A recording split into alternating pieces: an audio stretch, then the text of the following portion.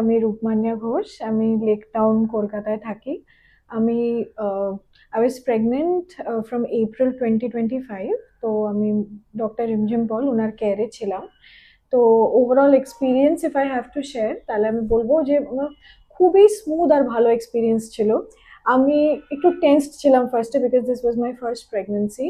তো এবং আমার প্রচুর প্রশ্ন ছিল, যেরকম হয়, মানে everything was a mystery to me. সব কিছু আমি ম্যামকে জিজ্ঞেস করতাম, বাট ম্যাম কোনোদিনই কোনো রকম বিরক্তি বা কিচ্ছু দেখাননি। She was always available. আমি রাত 12টার সময়তেও টেক্সট করে ওনাকে পেয়েছি।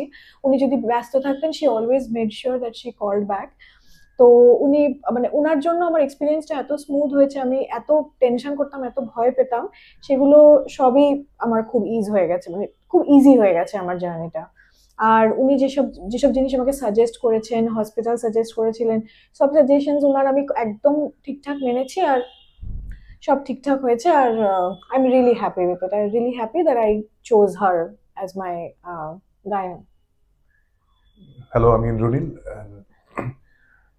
শি ইজ মাই ওয়াইফ এবং উনি ম্যামের কেয়ারে ছিলেন গত 9 মাস ধরে। And one of the things I would like to mention, যেটা আমার অত্যন্ত ভালো লেগেছে, সেটা হচ্ছে ডক্টর পলের ট্রান্সপারেন্সি।